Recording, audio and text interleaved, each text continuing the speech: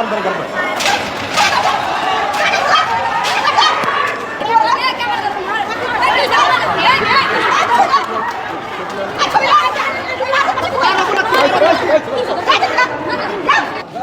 মার এত বড় কলিজা পুলিশের মাধ্যমে বলা যায়। পুলিশ কি করতে অর্ডার পাইছিল?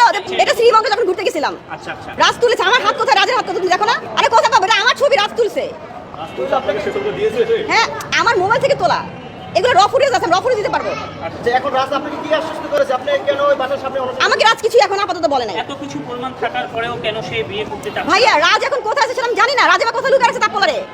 রাজ আমাকে কিছুই বলে নাই, আমি কিভাবে বুঝবো? আমি রাজের মাকে দোষ, আমি রাজের মাকে, রাজের দুলাভাইকে, সঞ্জিত শাহকে দোষ দিচ্ছি, কারণ রাজের মা এবং রাজের দুলাভাই সবচেয়ে বড় শয়তান। এত কিছু হওয়ার পর আমাকে তারা অ্যাকসেপ্ট কেন করবে না? কেন করবে না? পুলিশ এসে কেন তার মার ভাগা দিল? কোর্ট থেকে কোনো অর্ডার পায় না, পুলিশ কেন ভাগলো? আমার একটাই কথা, থানা থেকে পুলিশ কেন আসলো এবং তার মা কেন ভাগলো? এখন আমি রাজকে বলছি, রাজ 10-12 দিনে আমরা কখনো ফিজিক্যাল যেতে পারি না, আমাকে সময় দাও।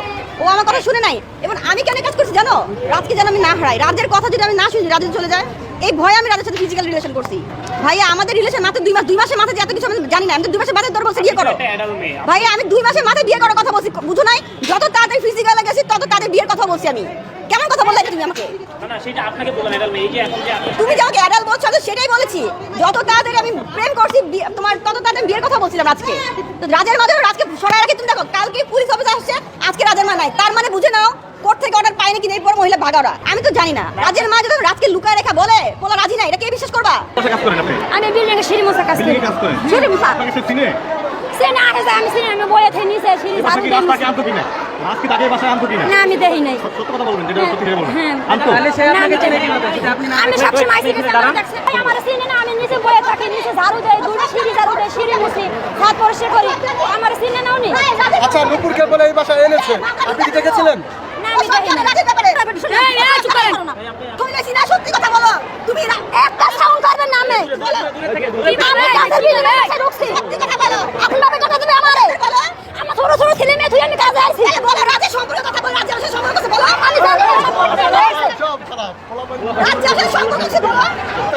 আমার মনে কোন সম্পর্ক আছে? ও সব জানে। এই আপনি কি জানেন? এই আপনি কি জানেন? আমি কিছু জানি না। রাজের বাসার কাজের বুয়া ও সব জানে। কাজে বসে আমি রাজের কি কাজের বুয়া? এই বিড়িলা মামলা দিন তুমি। আচ্ছা দিয়ে নামলাম আমি। দেন ও সব জানে। আচ্ছা দিয়ে মামলা দিয়ে আমার নামে। আপনি বলতেছেন আপনি কিছুই জানেন না, উনি বলতেছেন উনি আপনাকে ভালো করে চেনে। এখন মানুষ না চিনলে কিভাবে আপনাকে টাইনা হিসেবে ধরে? আপনি যা জানেন বলেন, কোনো সমস্যা আমি তো জানি না, আমি কিভাবে বলবো বলেন? আমি জানি না। আমি আই যাই সিঁড়িতে, সিঁড়ি মুছে, গ্যাস পরিষ্কার করি।